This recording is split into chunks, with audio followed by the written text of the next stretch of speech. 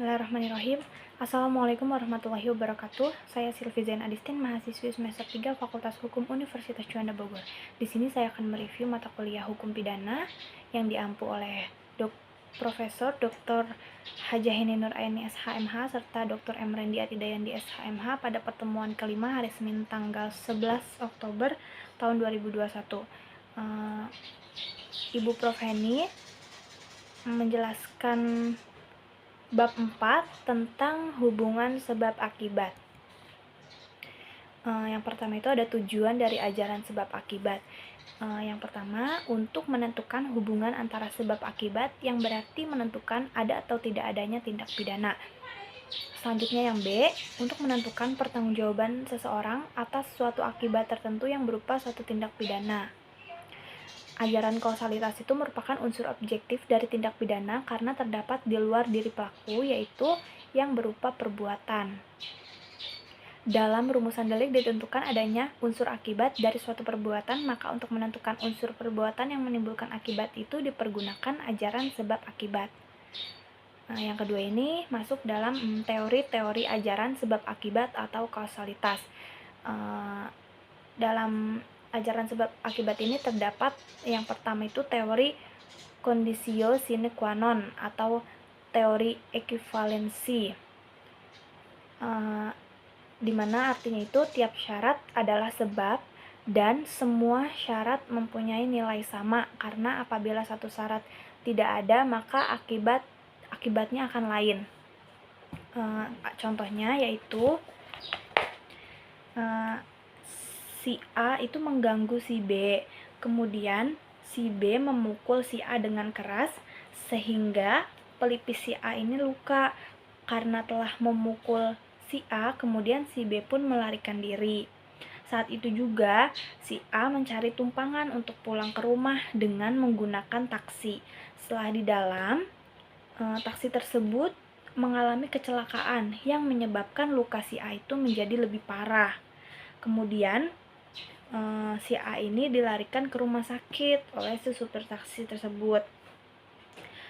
Karena luka si A itu semakin parah hingga si A itu kehabisan darah, maka si A itu meninggal. Nah, jadi berdasarkan teori conditio sine qua non, itu menurut saya yang dapat dipersalahkan dan dimintai pertanggungjawaban adalah si B dan si supir taksi, karena mereka berdua itu terlibat dalam kejadian yang menyebabkan si A meninggal.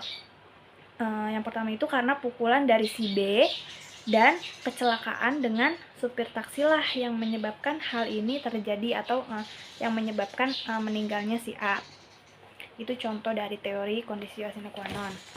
Selanjutnya yang kedua itu ada teori individualisasi, yaitu mengadakan pembatasan antara syarat dengan sebab secara pandangan khusus atau mengindividualisasi, yaitu secara konkret mengenai perkara tertentu saja dengan mengambil pendapat sesudah kejadian. Dalam menentukan akibat dari sebab dilihat dari rangkaian syarat itu, dilihat sendiri-sendiri.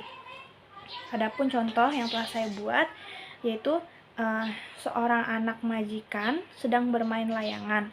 Kemudian layangan itu menyangkut di atas pohon mangga.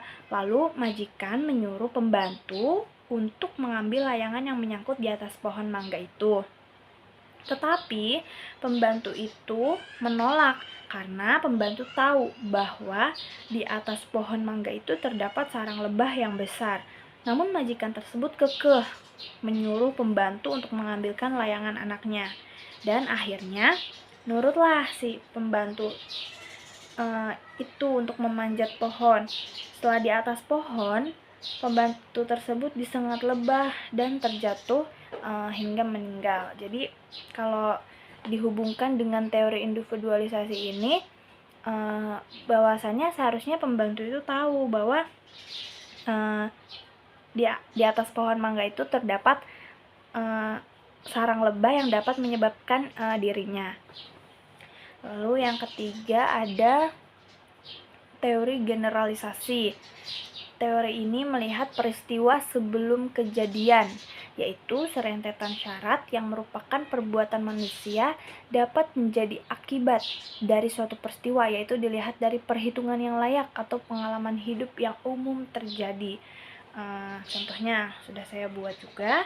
Nih, ketika si A mengetahui bahwa si B mengidap penyakit jantung dan akan menyebabkan kematian bila dikejutkan, tetapi si A ini tetap melakukan hal yang sudah ia ketahui resikonya. Nah, si A ini tetap mengejutkan si B hingga berakibat si B meninggal karena ulah si A yang mengageti si B itu. Ya, maka perbuatan mengejutkan itu dikatakan penyebabnya. Ya, baik, itulah contoh yang dapat saya berikan. Kurang lebihnya mohon maaf. Wassalamualaikum warahmatullahi wabarakatuh.